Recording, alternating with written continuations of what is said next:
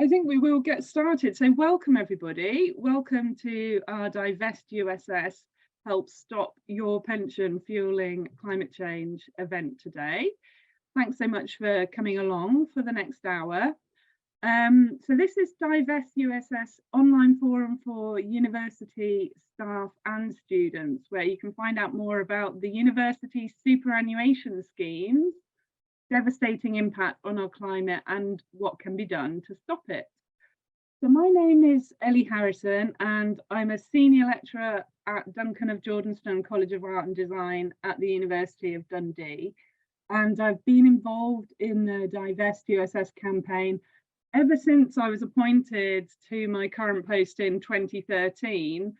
And I began to realise that the hundreds of pounds which were being taken out of my pay packet every month by the USS pension scheme were being invested in all manner of unethical industries, which I would never in a million years consider investing in myself, specifically the fossil fuel companies which are causing the climate emergency.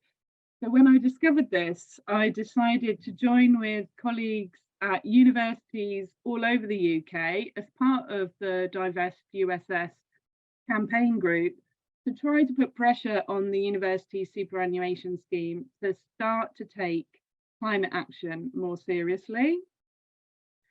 I'm just going to share my screen now and introduce today's session. Hopefully that's gone full screen. Just to start off with a little bit of housekeeping, you probably saw the notification at the start that we are recording today's session and hopefully broadcasting it live on our Divest USS Facebook page. I just want to start as well by thanking Rihanna from UK Divest, who is providing the tech support today, and this event is taking place as part of UK Divest's UK-wide Day of Action, Divest from Crisis. So Rihanna's going to post a link to the UK Divest website in the chat, where you can find out about other actions and events happening around the UK. And the recording of the event will hopefully be archived on our Facebook page if you want to share it with colleagues after today. So just bear in mind, if you don't want to be captured on the recording, please, of course, keep your camera switched off. We have muted everybody's mics as default, but we will be able to unmute you if you want to participate in the discussion later on. So we did advertise the event today as being an online forum for university staff and students who wanted to find out more about USS's investment in fossil fuel industry. It'd be great to get a sense of where people are joining us today from. So if you can use the chat facility, just to introduce yourself, which university you're part of, whether you're a lecturer or a student, it would be really fab to get a sense of where people are dialing in from. I can see somebody from Stirling. And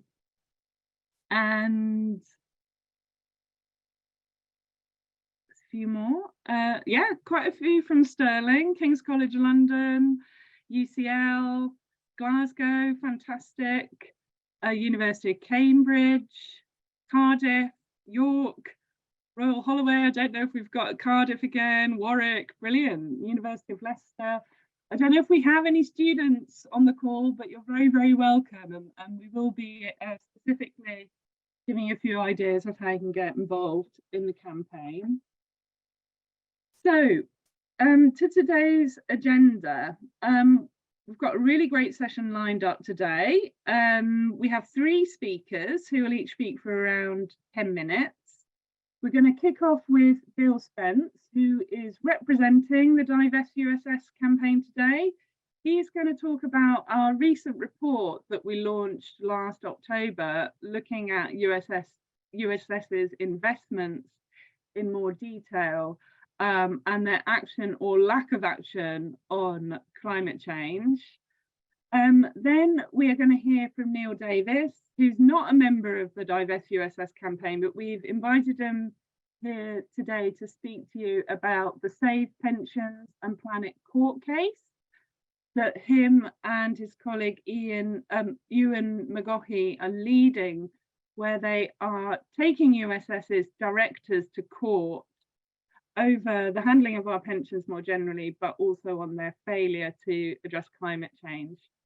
And then finally, we're going to hear from Nat Gorodinsky from Students Organising for Sustainability, who will be speaking specifically about what students can do to take action, to put pressure on their own universities and onto USS directly.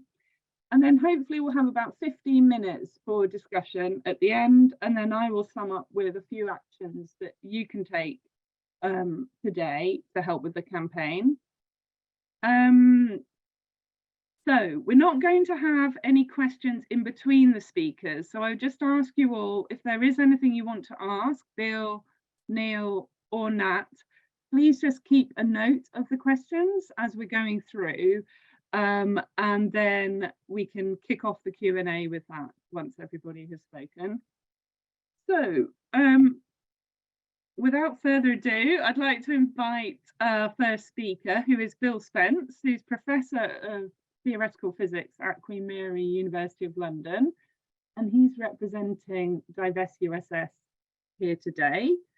Great, thank you very much, Ellie, and thank you to everybody who's organised this event, and welcome to everybody who's out there listening. I just want to make three key points today.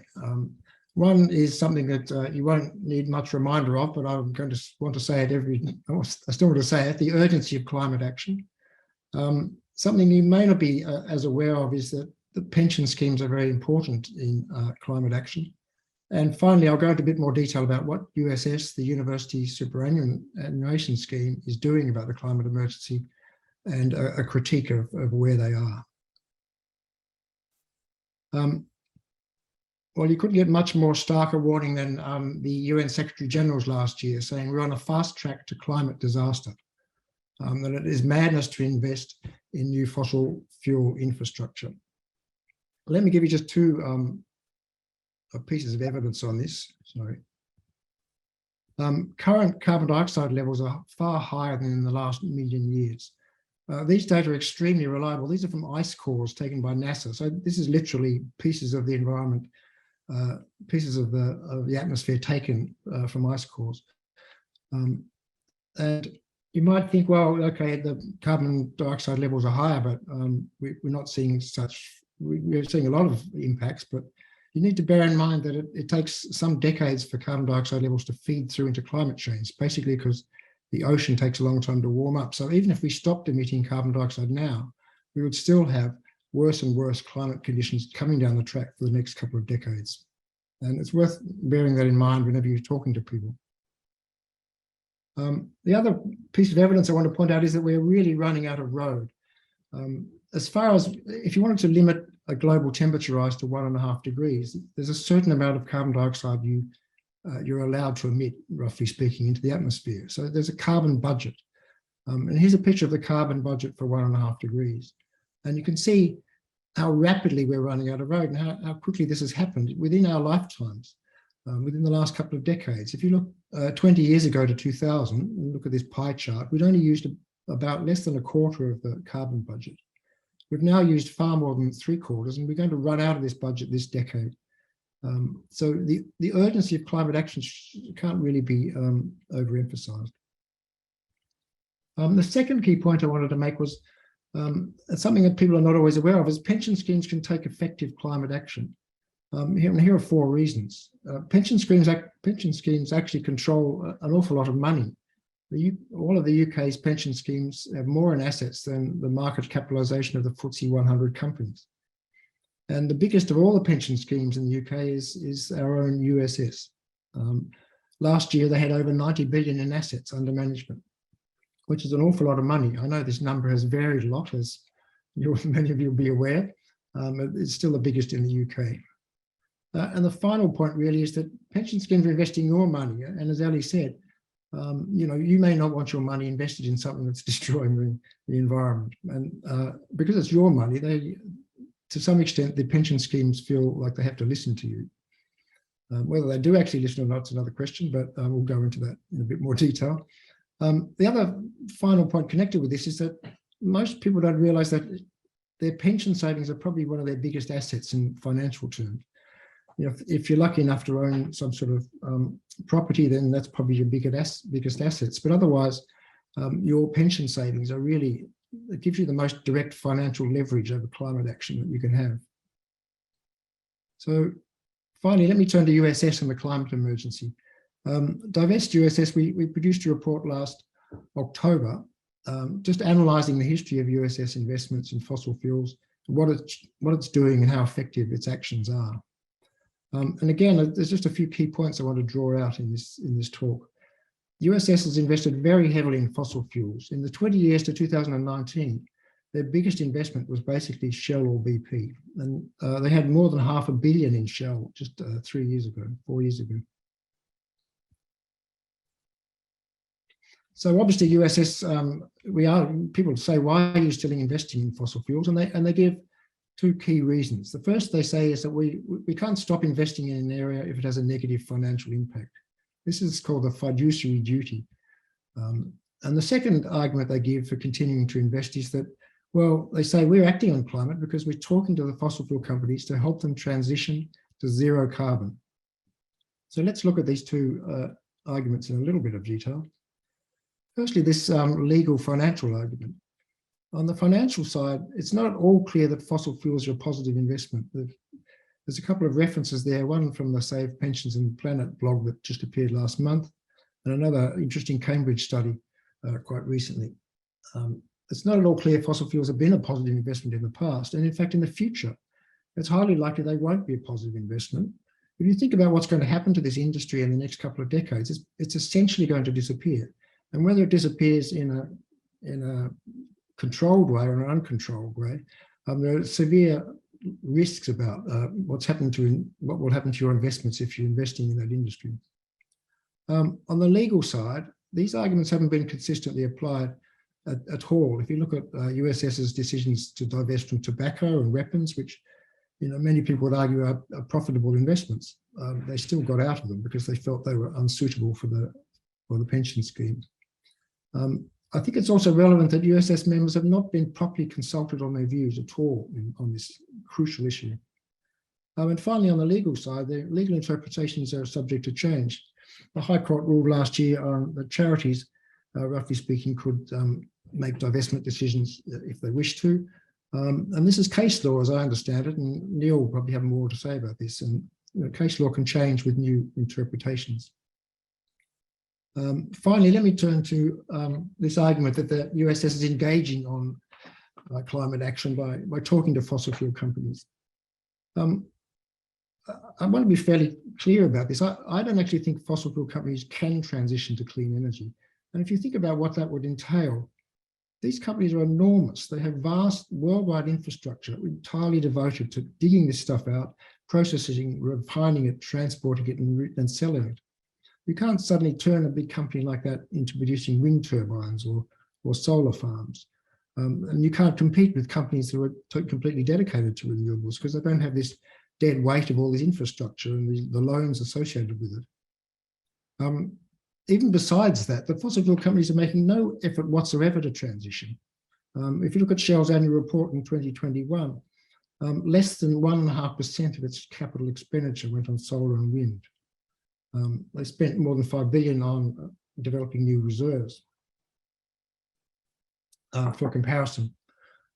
So the simple story is that engagement doesn't work and it cannot work.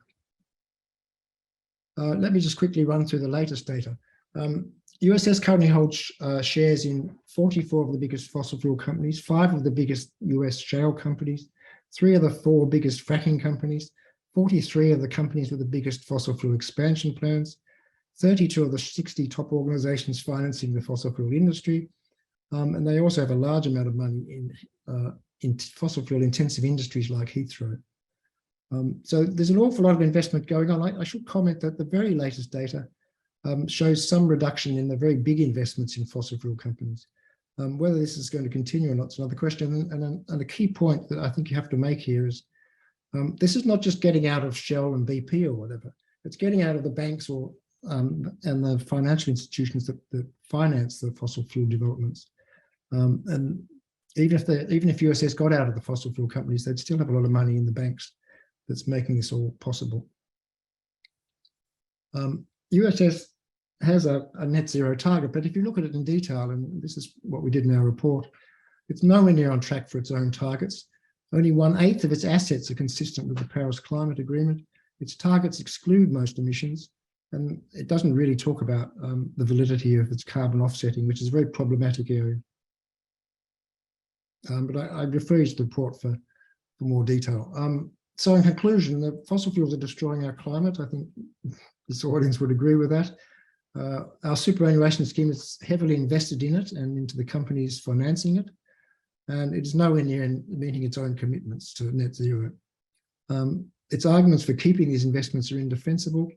What it should do is announce a timetable for a complete divestment now and a sensible net zero plan. There's a pension company called ABP. It's the second biggest scheme in the European Union, one of the biggest in the world. That pension scheme is divested completely. There's no reason that USS shouldn't do that as well.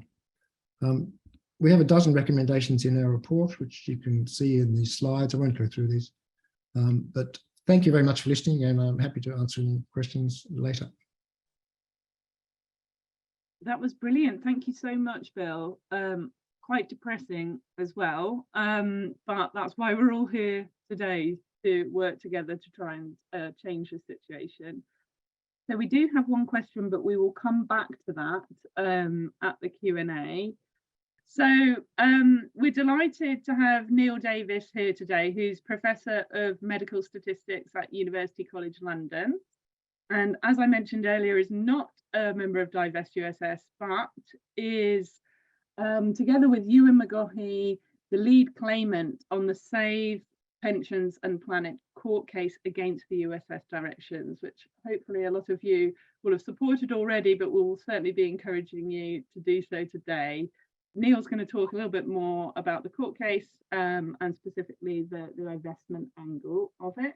So I'll hand over to you now, Neil. Thank you. Thank you very much. And thank you everyone for coming today and for the invite to talk about this. I'm one of two lead claimants on the USS legal action. Today I'm going to talk, give a brief overview of what the claim is, where we're up to, and what you can do to help. I think Bill gave a lovely introduction and summary of the science behind why we need to divest and why fossil fuels have no future. But I think the next question of, well, what do we do about it? How can we help and how can we change things? I think is a really important one, and it is often quite hard, but particularly for large organizations like our pension scheme. The legal action that Ewan and I took with the help of thousands of donations from academics across the UK was submitted to the High Court last year. We had 4 claims. The first 3 related to the valuation and the scheme's costs. But the 4th claim is incredibly important. It's about fossil fuel, the scheme's fossil fuel investments. And we are looking to bring what is called a derivative claim against the pension scheme, or specifically against the directors of the pension scheme. This is where we apply and have applied to the USS, or sorry, to the court, to give us permission to proceed with legal action on behalf of the company that runs our scheme against its directors. So this is using the responsibilities and legal obligations that the directors of the scheme have under the Companies Act, and they have obligations towards the company that they run. And our claim is that the fossil fuel investments that they are continuing to make puts the company at significant risk of financial detriment. And in some ways, this is completely obvious that when we look at these fossil fuel investments, as Bill has very clearly laid out, they have no future. The USS is a scheme that is investing for the very longest time horizons. It's probably one of the most long-sighted investment in, organizations on the planet. Really, the investments that it's making are for our retirement in 30 years' time. So it's not looking to make short-term gains. It's not looking for anything in the immediate term. We need a fund that is investing for the longest possible period and thinking about what is our economy going to be looking like in 30 years. And it is very clear that our economy is not going to look like the economy that we have today. And fossil fuels have no part of that. Fossil fuel companies have no part of that. So there is a very material danger that any of the scheme's investments in fossil fuels are likely to be very volatile, very risky, and are potentially going to be putting the scheme at significant risk of financial detriment. So there is a financial imperative to have a credible plan to divest from fossil fuels. So our argument is not that we should divest from fossil fuels immediately without any thought about the consequences. We are asking for the scheme to have a credible plan for dealing with these risks and addressing the concerns that members have about the risks that the scheme faces from these investments. And these are not hypothetical risks. The scheme had major investments in Russia. We don't know exactly what these were, but they have revealed that they lost around £450 million. It is likely that a significant proportion of these investments were in fossil fuel companies. And this is just one example. So the scheme needs a credible plan to deal with the risks from climate change, and it needs to address its members' concerns about this that have been raised by organizations such as Divest USS. And one of the defining features of the scheme, particularly of the governance of the scheme, is that it has not been responsive to members' interests or members' concerns about how it is run and how it invests. So the legal action is one very specific way that we can influence the directors to make decisions that are more in the interests of scheme members, particularly around issues such as fossil fuels. So, and one thing to really emphasize is just about the short-term nature of some of the profits that some of these companies are making, that actually making a profit in the short term really doesn't translate in any way to long-term returns. In some ways, short-term profits is just indicative of an industry which is going to be increasingly volatile and offer increasingly volatile returns, which is really not the sort of thing that is worth investing in for an organization with these long investment horizons. So what can we do to help? Well, we are last year we took the case to the Court of Appeal. We took the case to the High Court. The High Court, while it accepted that pension scheme members could take derivative claims against pension schemes or corporate trustees of pension schemes, it did not give us permission and applied a series of tests to decide whether it should give us permission.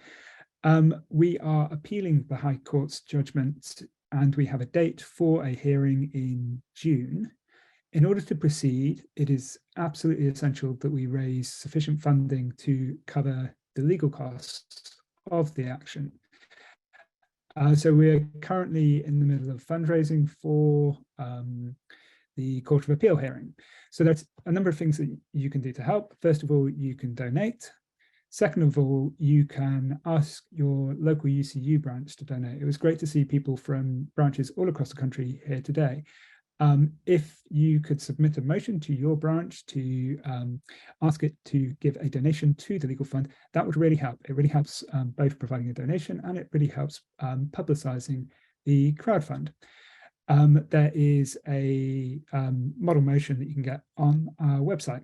And otherwise, really, the other thing is sharing the crowdfund and sharing on social media for to encourage people to donate. We need to raise the funds to for the Court of Appeal hearing, and this is an absolutely golden opportunity to get a robust legal precedent from the Court of Appeal, which is going to frame the negotiations and how our scheme is run for the next for coming decades. So we've really got a golden opportunity here to reform the scheme. So if you are able to help in any way, please do. If you have any questions, either during this call or afterwards, please do get in touch. My email is pretty easy to find, so it's always nice to hear from people. But with that, I will shut up and hand over to back to Ellie. Thank you so much, Neil. That was brilliant. And I've been pasting those links in the chat as you were going through. So the link to the court case, if you haven't already donated yourself, please do. And the link to the motion that you can submit to your local UCU branch. So we'll move straight on to Nat Gorodinsky, who is the campaign manager at Students Organising for Sustainability. And we've asked Nat to speak specifically about what students can do to help with the Divest USS campaign. Hopefully we do have a few students in the audience today. But my example, as a lecturer, I've collaborated with a lot of students on the local Divest campaign in Dundee. And it's always great to be able to tell students the best way that they can get involved. So I will hand over to you now, Nat. Thank you very much. Yeah, so as Ellie was saying, and thank you, Bill, Neil, and Ellie. It's been great listening to everyone talking about the variety of work going in on this campaign. But yeah, just to emphasize that what I'll be presenting on isn't just applicable to students, it's how to get students involved in general. So even if there aren't any students here, I think it'll be, I've kept that in mind just in case. So yeah, hi everyone, I'm Nat. So I'm a campaign manager at SOS UK, which is a charity that works at the intersection of education and sustainability. And I'm here to talk to you about how to put pressure on USS to divest by putting pressure on universities, whether you're a student or staff member. So my aim is to kind of make you feel a bit empowered and get you excited about campaigning, to show you how student organizing is central to that. If there isn't already student involvement on this at your university, or if you're lacking some direction, this will hopefully give you some of those tools to campaign on USS divestment at your university. Let's change slide, that's worse. So I'm going to start by giving some context on relevant divestment and campaigning movements in the UK, to sort of give an example of what power students and those campaigns have. So there's a long and rich history of student campaigning that I won't fully go into here. It's one of my big interests. It's really interesting. It's great. But it is important to give concrete examples to remind and inspire ourselves that people, and in this case, students, have power to affect meaningful and vital change and to actually even win sometimes. Which is important to remember because so much of the time spent campaigning is coming up against obstacles and what feels like failures and losses. We need to remember that just by existing and taking action, we're doing really important work. But it's also really nice to have some concrete and solid headline grabbing wins. So let me talk about some of the wins in the university divestment movement. So I just wanted to ask everyone if you could post in the chat if you have an idea of how many UK universities have committed to pursuing fossil fuel divestment. Whether you know, whether you have a guess, just a few messages in the chat would be great. 101 Dalmatians, 101 universities. Any more guesses? Not enough? 70? Just for some context, there are just over 160 universities in the UK. All right. So it is actually 101 universities. And does anyone know what year the first of those 101 made their commitment?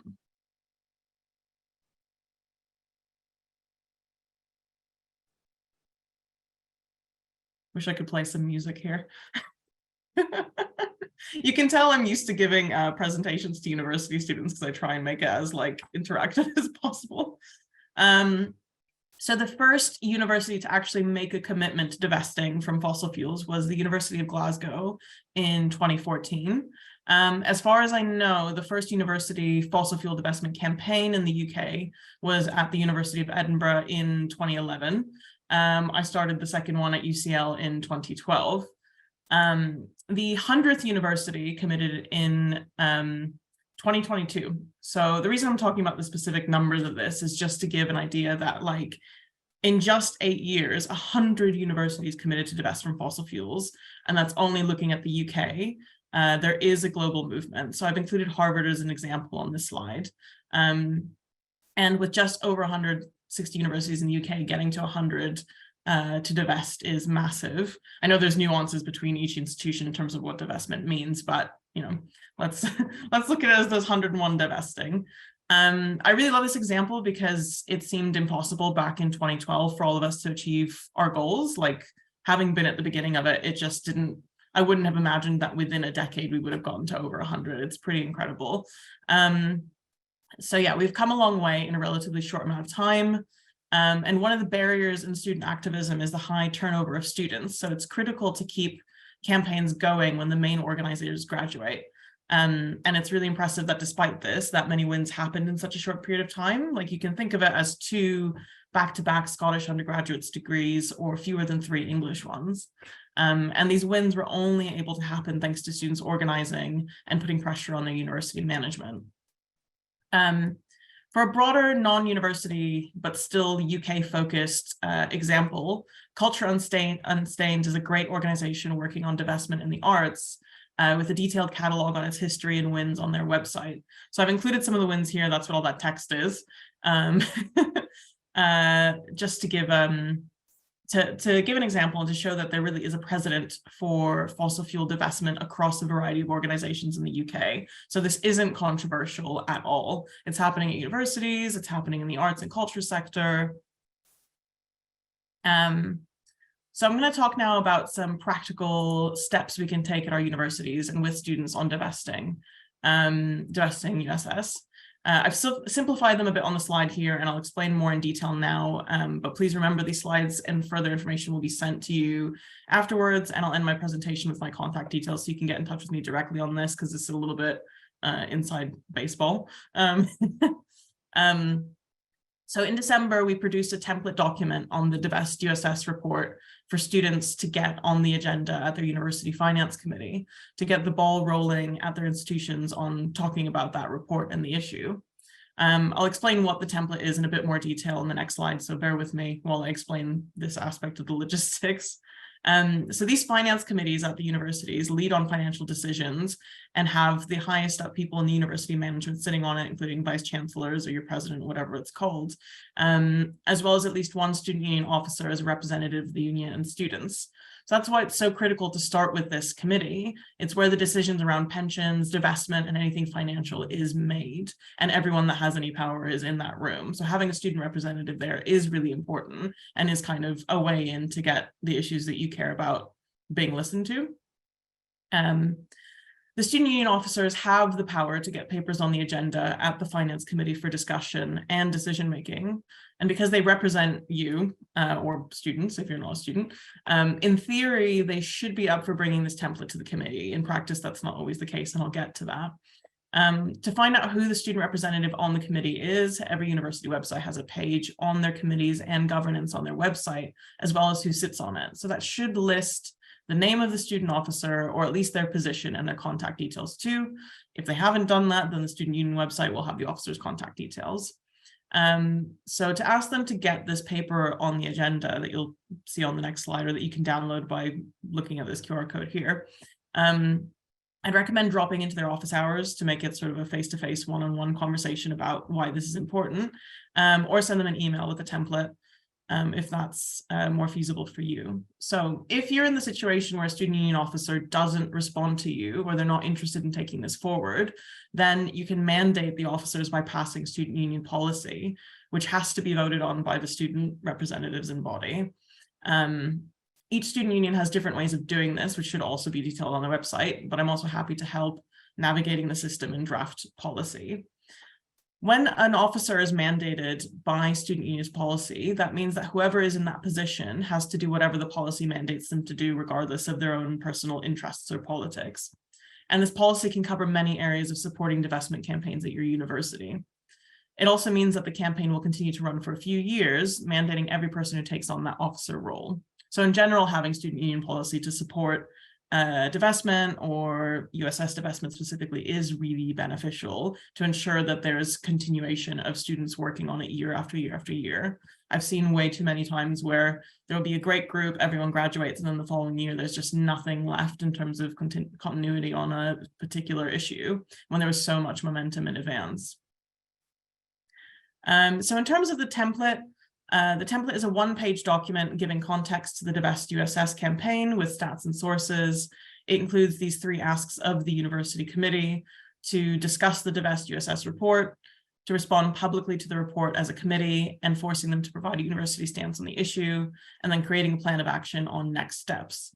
There are highlighted parts on the page, and that's for student officers to just change the template to fit their own university.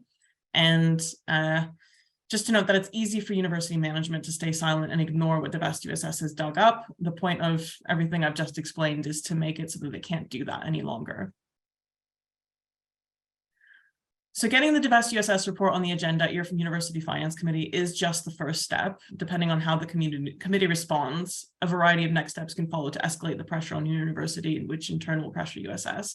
I mean, ideally, you bring this to your University Finance Committee and they go, oh, we didn't realize, or wow, you've really made a great case. We'll work with you on whatever goals you want in terms of pressuring USS to divest, but that probably won't happen. It would be really nice if it did. So if you're interested as a student or a staff member in starting a campaign at your university, or you're looking to work with students on this, please feel free to get in touch with me via the email I've included here, which is breakingthebank@sosuk.org. I'm very happy to help you on any aspect of this or to repeat any of this. It's part of my job and I enjoy it. So yeah, thank you for your time. And I'll pass it back to Ellie and take a look at some of these. There's been a lot of comments in the chat. I've been trying to ignore it. Thank you so much, Nat. That was fantastic. I'm just going to share my screen again briefly as we are heading into questions and discussion. There have already been a lot of discussion going on in the chat that I've been trying to follow.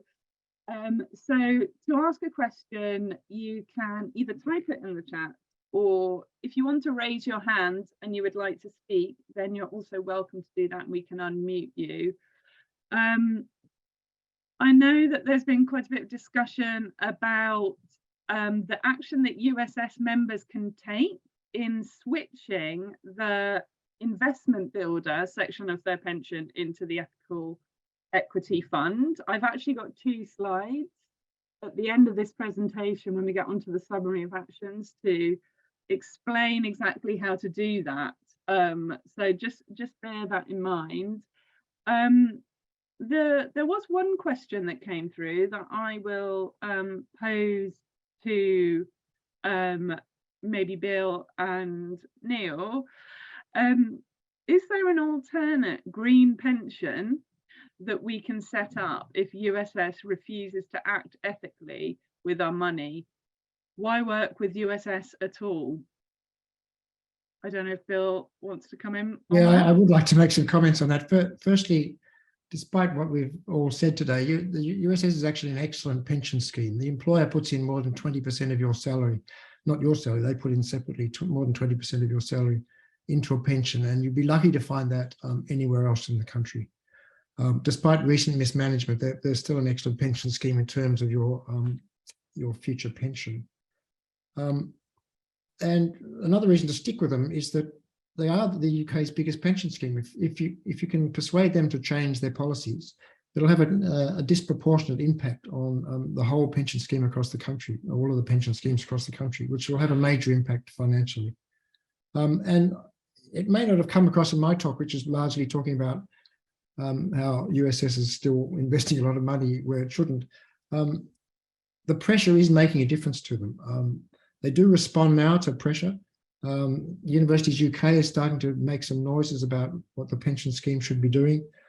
And they're starting to actually take action.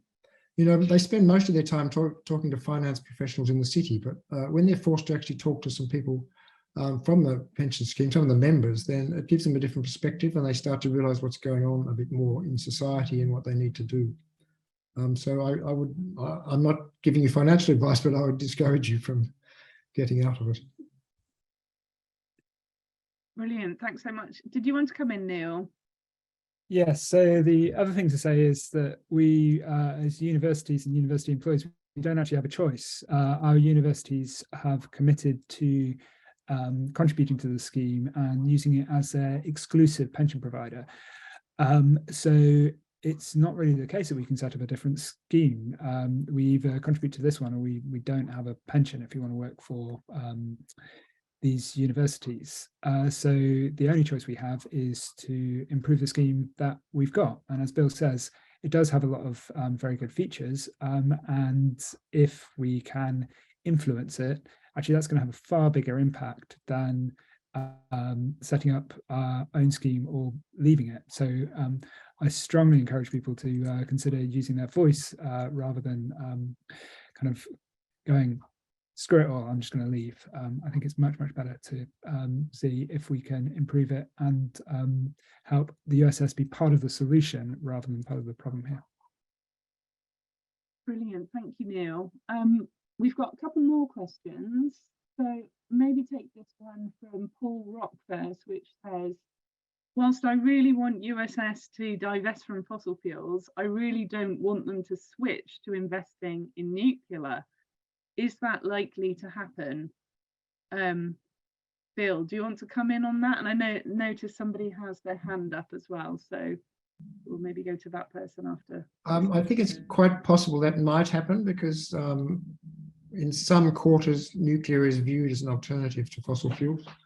And there's various views on that. I think it's quite possible that might happen. But obviously, we can pressure people who take the view that that's a bad idea, can pressure them to not to do that.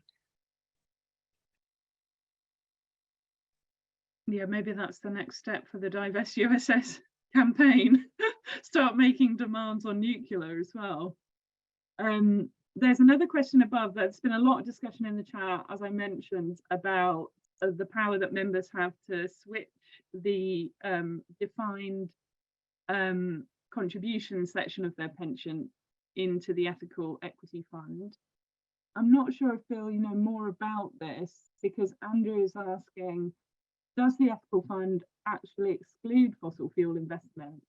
I seem to remember when choosing it that it only included things like, it only excluded things like weapons and tobacco.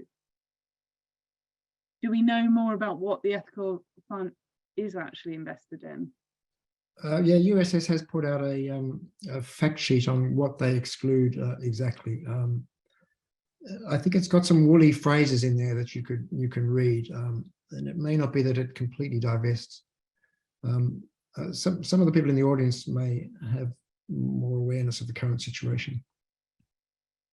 I'm going to take two questions from people with their hands up. So I'm going to go to the caller who's calling in on the phone first. Can that person be unmuted? Brianna? Hi, yeah, this is comments rather than questions. This is Marion from Glasgow. I'm also a USS negotiator alternate, and I'll be one of the people who'll be meeting up with USS in a few weeks about ethical investment, and I strongly agree that sort of no nuclear should be part of that. And while I'd rather that USS makes moves for sort of ethical reasons, you know, we're pushing the stranded assets, you know, the financial problems, if that can achieve something is a good idea. I'm also on the recently set up, and this is a real mouthful, UCU Committee for UCU Climate and Ecological Emergency Committee, SEEC, or however you say it. And there was one motion from there, sort of from the recent conference, which is going to NEC, which I need to follow up, about a particular divestment where is it Glenmore,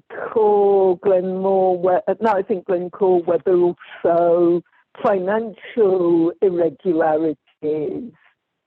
And I would say also in terms of the ethical funds, it's maybe one thing we actually need to do is to put on pressure to strengthen the exclusion criteria. So there. And I think they're currently 2, and I haven't quite worked out the difference. And so maybe they should stay at. And they always call their things funny names, which don't help. I think that's a really good point, Marion. About putting more about getting them to strengthen the ethical equity fund, and also creating awareness with USS members that exists. We better move on, Marion, because we're running out of time. We have another person with their hand up, so I hope that's okay. But thank you very much for that contribution. We're going to go to Abby Perrin now. If you want to ask your question, Abby.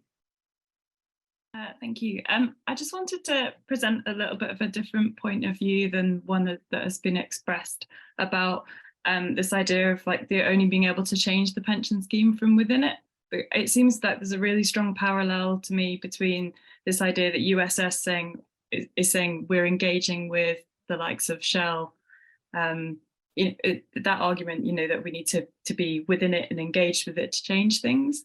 I'm not expressing myself very well, but I think there's a parallel there we've got to be really cautious about. I have actually left the scheme personally because I didn't feel like I could be okay with investing in something I feel like I will investing in the destruction of the future where I would ever claim a pension. So I just thought I would mention that I think there are other ways of engaging, and I don't know what the most effective one is going to be, but I think that there's lots of different strategies available, and I'd be really interested to talk to people about what successful engagement has looked like to them, because I haven't really seen any examples of wins by engaging directly with USS. In fact, almost every communication I have with them or my university about it is completely ignored.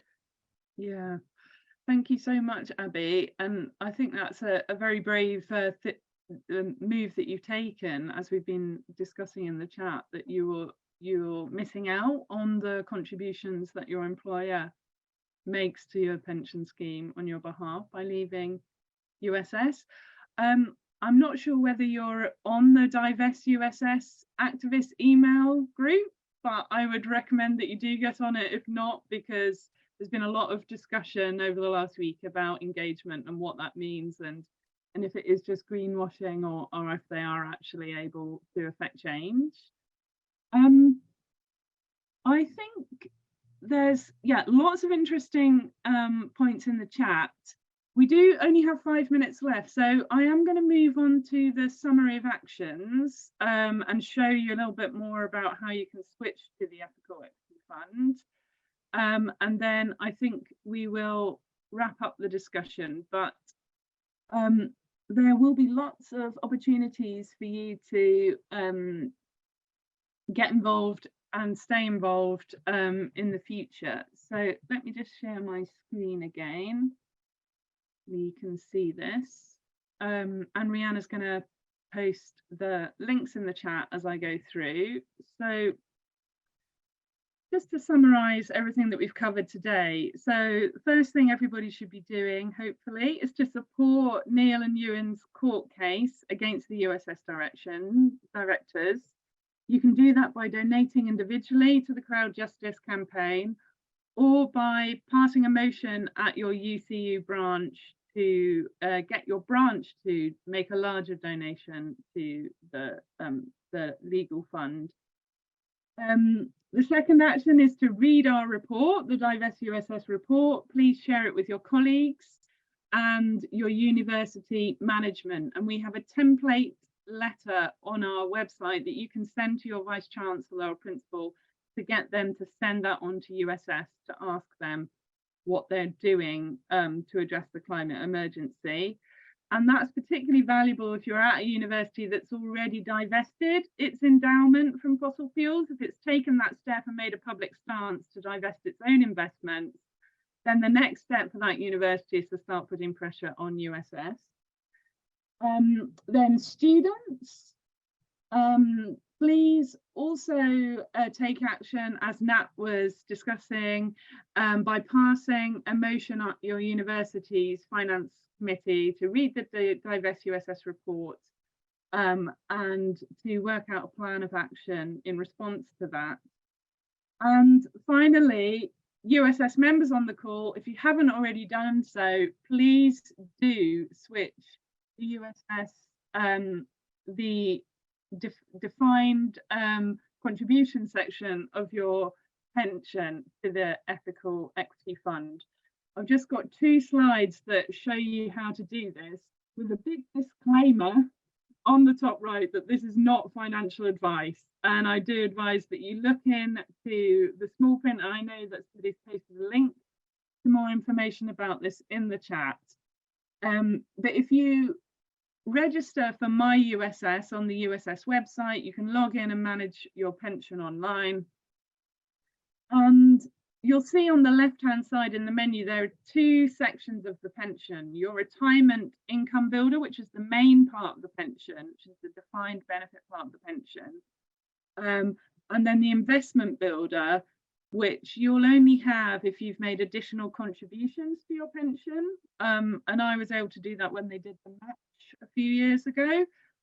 If you click on investment builder, you can then go to manage investments, and on the next page, you get the option, let me do it, which means that I make the decisions about where this part of the pension is invested. You can switch it to the USS Ethical Equity Fund, and you can switch all elements of the defined contributions part of the pension to the Ethical Fund. So I really recommend you look into that and consider doing it if you want to try to reduce the carbon impact of your pension, but also to send a clear sign to USS that the more people have opted into this, the more demand there is amongst the membership for an ethical pension option. So there we go again. There's a list of the actions. The links to all of these things should be posted in the chat. And I would just finish up by saying, well, thank you very much for coming today. Divest USS is on Facebook, Twitter, and LinkedIn. Please do follow us on all of those different platforms. We really need help getting the message out, sharing all of our social media posts. You can subscribe to our blog at divestuss.org, and you get updates largely posted by Paul Kinnersley, who is really leading the campaign. He's on the call today. Thanks to Paul for all of his work. And as I mentioned to Abby, if you want to get actively involved, we have an activist list that you can become subscribed to. Please get in touch with us through our website. We'll add you to that list. And there's lots of discussion going on about the best strategy for putting pressure onto USS, and lots of opportunities to get involved in the future.